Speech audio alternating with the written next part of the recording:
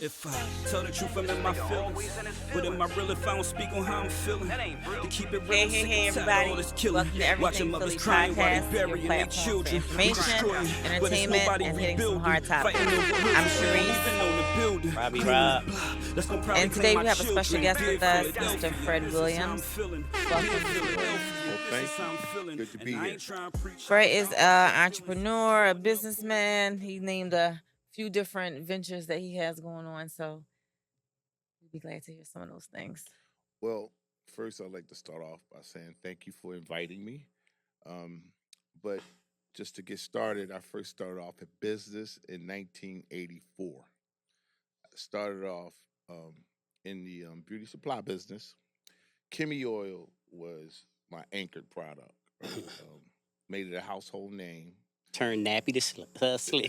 Yes, it Those definitely are straightens your projects. hair out. Yeah, I remember Kimmy Yule back in the day. Yeah, I started off when I got out of college. I went and I went and worked for a company called Soft Sheen in Chicago, and then I left there and went to Leisure Curl, and that's where I learned. I got in the hair business. I learned how to build a brand, and I came to Philadelphia back home, and I started my beauty supply business. So that's how I essentially started. And so wait, you was living in Philly first. Well, I went to school in Ohio. I lived in Chicago for 4.5 years. Back then, Chicago had all the major black manufacturers. Okay. So that was the reason me being in Chicago and learning how to build a demand for a product and just watching it. And I started off in the sales department. And then they actually sent me to cosmetology school. So I actually started being an instructor as well. So, I was 2 in 1. Okay. Yeah. So before you went out there, you knew you wanted to do something with some kind of oil or hair product? It's ironic how that started. I know you all remember Soul Train back in the day, Definitely. where every household was watching Soul Train. So I guess also about 13 or 14 years old, my father came down there and started watching Soul Train with me. And I remember it was Cool in the Gang. So at the end of the show, he was like, "Boy, you better learn how to sell hair products." I'm like, "Why?" Cool in the Gang. He said, "Because you can get rich doing that." Back then, Johnson Products was the sponsor. Remember, it was Johnson Products. Yes. And then it was Soft Sheen. Right. So Johnson Products was out in Chicago too, but I went out there to try to work for Johnson Products. They didn't hire me, but Soft Sheen did, and Leisure Curl did as well. Okay.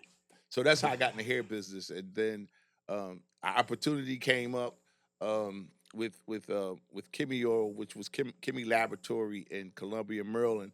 A brother from Philly by the name of Ron Raleigh, who at that time I was actually the director of education for Leisure Curl, and we would travel all over the world, all the major hair shows, and we formed a great relationship. So when I left Leisure Curl, he recruited me and gave me the opportunity to be the distributor of Kimmy Oil in the tri-state area, which was Philadelphia, South Jersey, and Delaware. Okay. So after that, I sold that. I got into real estate.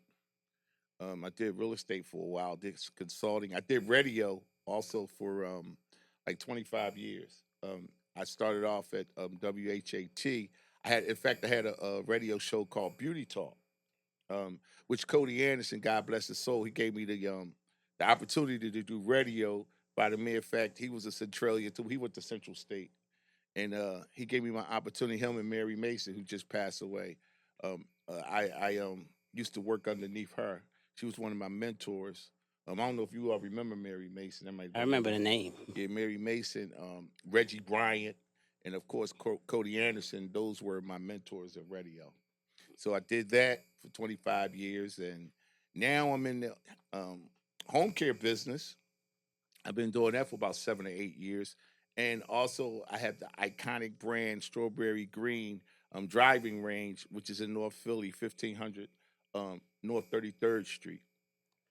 That was an odd thing to see down there, down North Philly, in the middle of the ghetto. What made you put a driving range there? What was the idea behind it? Here's the thing. I actually didn't put it there. I actually bought it. What happened in 1954? It's been there since 1954. It was called Long Knockers. after Long Knockers, then they named it Strawberry Green because of Strawberry Mansion. Right.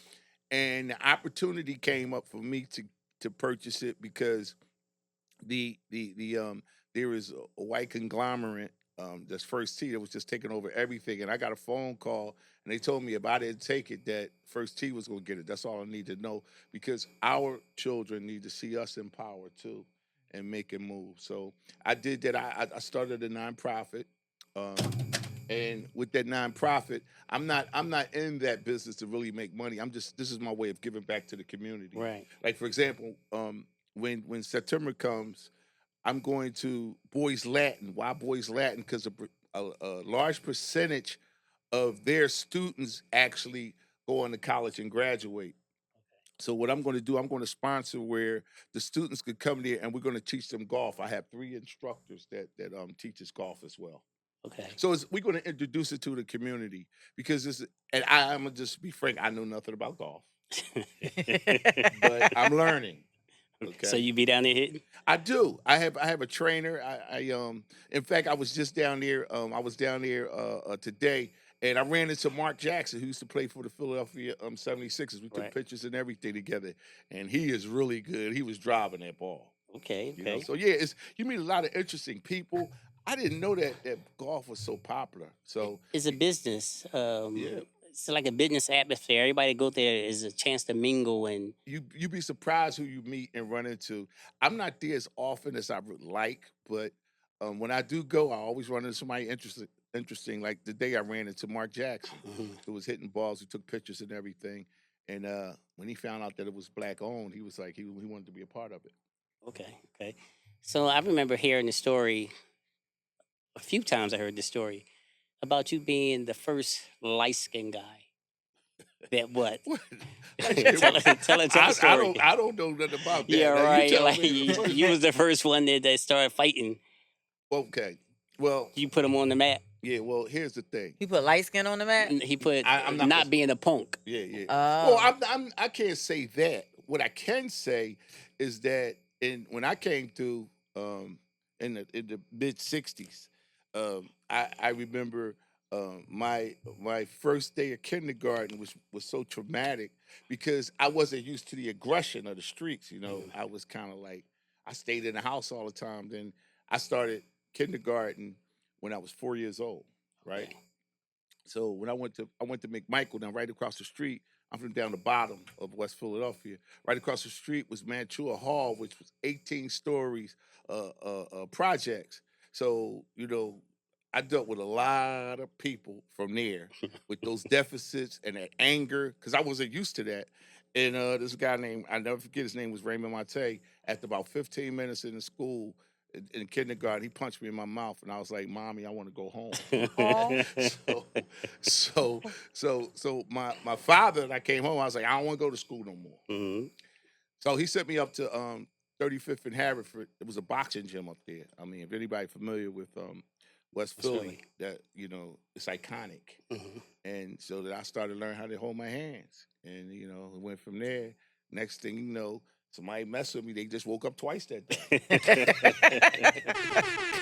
Was there anybody particular that you just had to prove it over and over and over for, that you could fight? Oh man, it was this guy named William Mitchell. I'll never forget him. I would love to see William Mitchell now because William Mitchell. He's starting trouble. William Mitchell was a beast, man. He just didn't like me, man. And every time I saw him, I just put my book bag down. I took an ass whooping, to be honest. Every time? Yeah, every time. I couldn't beat him. He was too big, hmm you know. So I guess that was like in the 3rd grade. So I saw him when I was in college then, and I ran into him on 39th Street. And I told him, let me see you try that. So yeah, William Mitchell comes up, and the guy by the name of Chap, Gary Hinton, who was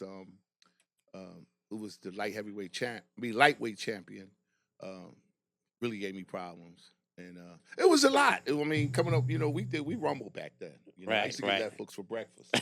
You know, so it wasn't nothing unusual. You know, Them days is gone. those days are gone now. So, Those days are and gone. I think that you know it more than anything coming up there, you learn courage. You know, you learn how to stand up for yourself. Um, and I think that a lot of people, you may be stronger than me, you may have this or that, but I'll probably beat a lot of people in courage. It always comes down to the heart. Yeah, it does. It does. That's you can't replace that. Yeah, because pain is nothing but fear. Right, So right. it's- And you- my wife is. I don't really. I'm like, I just do it. I had no experience in radio. I said I wanted to do it because I felt like it would help me build my brand. And I asked Cody 5 times or 6 times. He got mad at me. He was like, "Man, I'm gonna give you a chance. If you mess up, don't even worry about it." I'm like, all I need is a chance. And I did radio for 25 years. Yeah, because it sounds kind of crazy. You go from hair, beauty supplies, to radio, to home care, then to golf. Like you're just all over the place. It's well, you know what? It's opportunity. That's what it is. Um, I look at business. You don't necessarily, and what I understand about business, and what I really understand about it now, is that it's not really about you. It's about the people because there is no such thing as a self-made man. We're people made. Right. And my philosophy, which my father taught me, was the strength of the wolf is in the pack. A wolf can't take down a buffalo by himself. What you Right. need to do is you need to form a wolf pack. And I certainly wouldn't be able to build all these businesses without forming a wolf pack because, God made us social animals for a reason. And I think a lot of black businesses don't really understand that they I am my and they never get a chance to grow. Um, because who my father was, he was the best to me. I mean, he was my first teacher of business, and I watched him. I watched how he built relationships with people, and I watched how he moved, and I just wanted to emulate who he was. Right. See, a lot of people don't even have that. A lot of people don't have a father in their life now. Right? They don't even have a father figure. No more role models. It's nothing. It's like Right. people's really growing up by the phones. Yeah, yeah. Well, it's ironic that no matter what path you take, right, it's going to be hard. Like my father used to say, if you go to prison, it's going to be hard. You're going to do hard time. You want to be a trash man, it's going to be hard. If you want to be a lawyer, it's going to be hard. If you want to be a doctor, it's going to be hard. Choose your heart. Don't let your heart choose you, Right. because it's going to be hard. So I learned that a long time ago. So I've always wanted to be in a position to choose my heart, and it's worked out for me. I like that. I like that. It makes a lot of sense. It makes Like, a lot of sense. It's like really that simple. that's the bad thing. People really don't believe that. Like everybody got a fear of failing, Right. and failing is doing nothing. But they got a fear here's of trying. is lessons that you learn in life. Like for example, as a child, I never forget when when we back then how we used to learn how to ride a bike. You put the training wheels on, right? Then you take one training wheel off, right? And then you get that. Then you take all the other training wheel off. Well, when I first took my training wheels, I fell and scraped my leg. I still got that scar there, and I was crying. My leg was killing me. And my father told me. So the next day, he was like, "What you want?" I said, "I want to get back on a bike." And he said to me, he said, "Boy, always keep that same energy that you have, right? Because you're gonna fail. You're gonna learn how to ride a bike, Hmm. but in order to be a winner, you got to fail. Got to. You got to fail. There's no getting around that. I remember my first time in business. I was like, man, when is it gonna kick off for me? And it's a process. Everything you do, success is a process. It's not something that you can instantly maintain. I definitely agree with that. I've been going through that myself for a minute. Yeah. But it's like you said, it takes time. But the thing is, there's different levels. Like some people just is happy with owning a business. You're not making no money. You could be losing money, but just to say I own a company is good enough for someone. Here's my experience in business is if you want to build a business, then build a business. If you want to build an empire, then build people. And that's what I've done. Everything that I have is built around building people. Um, it's expensive at first, but it what it does is it frees up your time. Like I own my time now. I basically do whatever I want, and because you have people in place. Like somebody call me right now and say, Fred, like, well, why am I paying you? If I gotta come do it, then because it would be a breach of intelligence for me to think something you doing every day, right? Hmm. That you calling me for the answer, and I'm like, I can't. Why you do it every day? What I want you to do is follow your instincts, right? I'm gonna hold you accountable, but for you to think that I could do your job better than you, and that's something you do every day, to me is a breach of intelligence. It really is. Definitely. And you gotta give people a chance to grow and make their mistakes. And as long as they heart is right and they doing it for the right reasons, you got to go with that. I agree. I mean, Yeah. mistakes is a learning lesson. It is. It absolutely is. You know, but sometimes, you know, when you put together a system, right, and you real systemic in your whole process, then some mistakes they don't need to make because you already made them. No, you follow the process. Right. The process is what it is. And once you put a process together, you know, that's where you could, because most people we're taught, you know, to take orders. Like this, it's hard for people to come into any process and just stand alone and do it. They need instructions. You know, most people do, but you know, I just was always an entrepreneur. I never wanted to go work for nobody. I was like, you know, I knew I was either gonna be dead broke or rich. There wasn't no two ways about it. So your dad was entrepreneur when you was a child all your life. Yes. So that's why. His siblings, you know, like my aunt had a cleaners on 52nd Street. So as a kid, I used to always know, like, you know, I was around business. Right. Now my father didn't have a legal business. He was a numbers banker, to be honest. He had he had gambling houses and stuff like that, but he had a sixth grade education. That's a right? business. And right. And and they say it was illegal, but it wasn't illegal because we eating really well. It was the money was green. So you know, he indoctrinated me to tell me that I could never be greater than him. That he made me, but I'm supposed to do greater things. And I always, you know, I always tried to make him proud.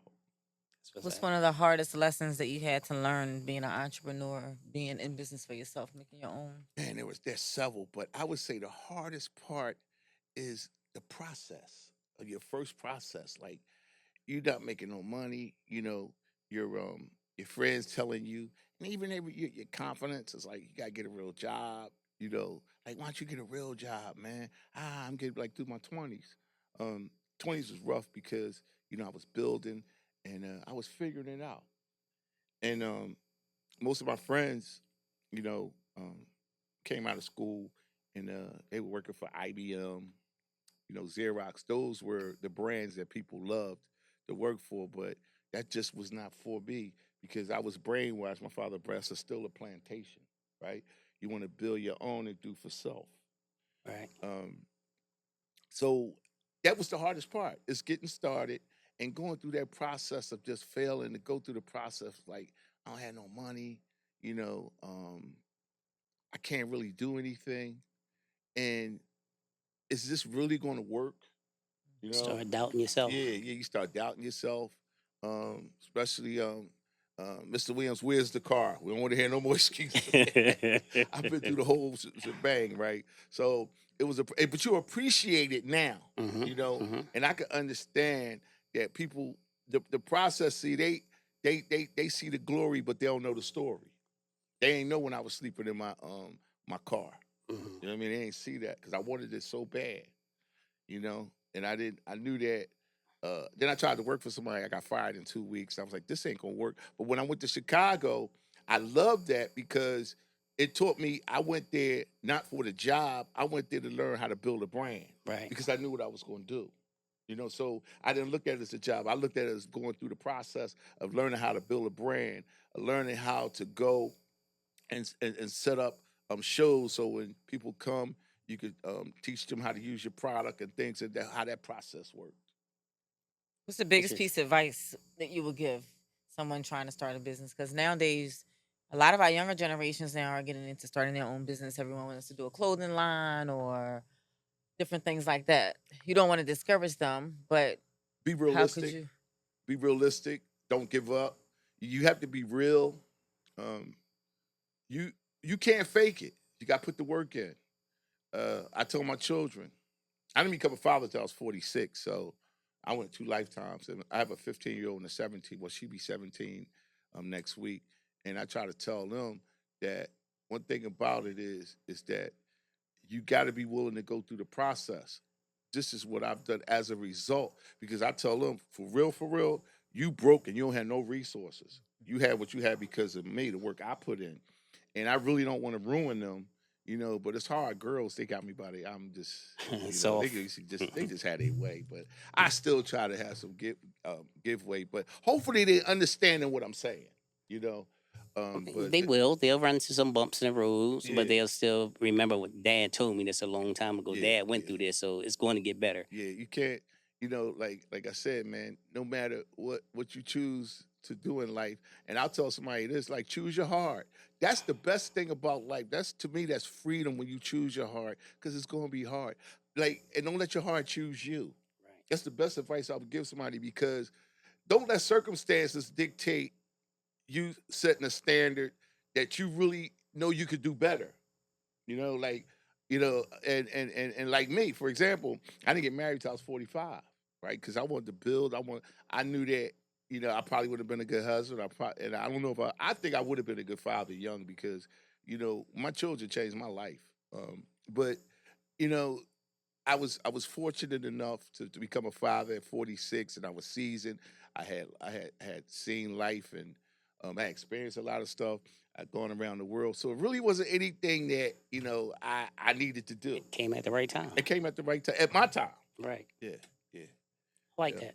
yeah. You got a lot of interesting sayings, though. I'm going to keep some of them. You might hear me throw them back at you later on in time. Hey, man, please do, man, because that's what it's all about, man. It's sharing, and Not being afraid to ask. I'm gonna tell you something, man. Like, I wouldn't do it no other way, man.